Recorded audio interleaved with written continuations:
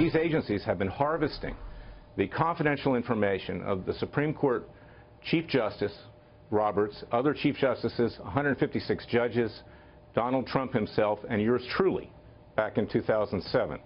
Now, this is extremely dangerous because it can be used to blackmail people. Now, I'm not scared, and I don't think President Trump is scared, but there are other people who could be blackmailed with this, and we now have an alternative government which is more potentially powerful than the president himself.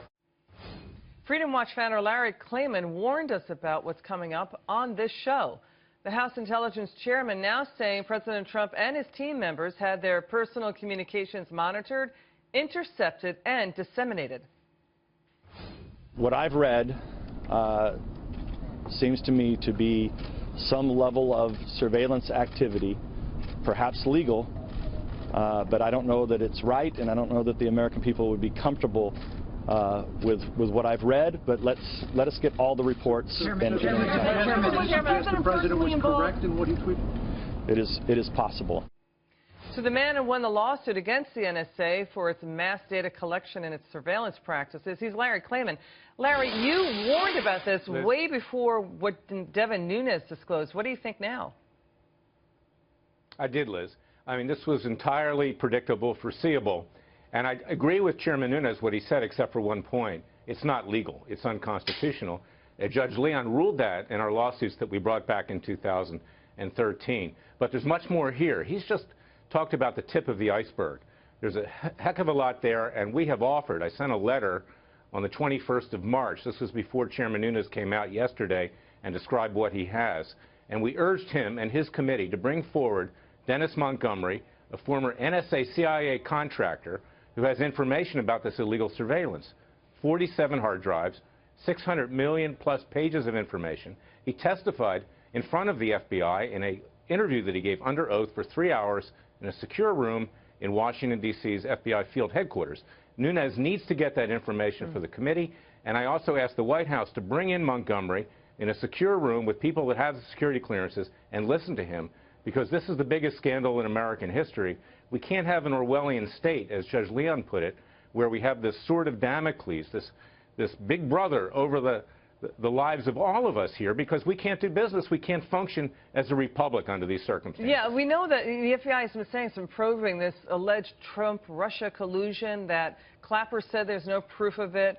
Mike Morrell, former CIA acting director, says no proof of it. We have the Democrat counterpart on the Intelligence Committee. He's Representative Adam Schiff of California. He's now saying that Nunes is casting a profound cloud over its efforts to investigate that. What are your thoughts? My thoughts are that Schiff, frankly, is acting as a political hack here. He doesn't want to get the truth. He just simply wants to delegitimize President Trump and his administration, to grind it to a halt.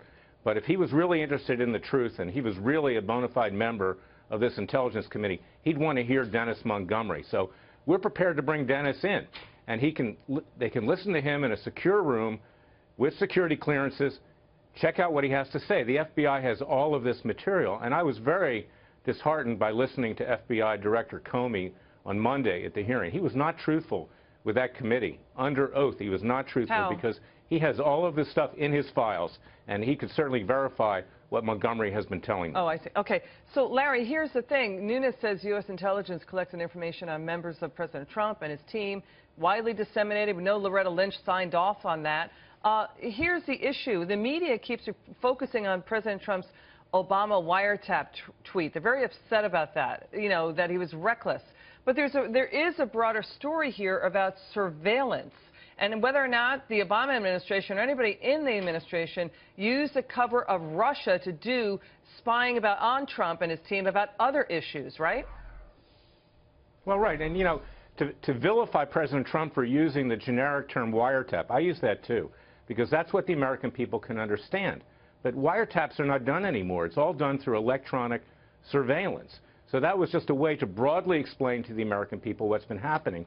There has been this surveillance with telephonic metadata, as Edward Snowden revealed, as Dennis Montgomery can reveal, with regard to internet communications, social media. And that's legitimate if you're doing it when there's probable cause that a crime is being committed or communications with terrorists are occurring. But these intelligence agencies, during the Obama administration in particular, were surveying all Americans and very prominent Americans like President Trump, then a businessman, like me, like others, without probable cause. And that is a crime. And these people need, frankly, to go to jail for what they've done. You've said they've even surveilled the Supreme Court justices, according to the information you have.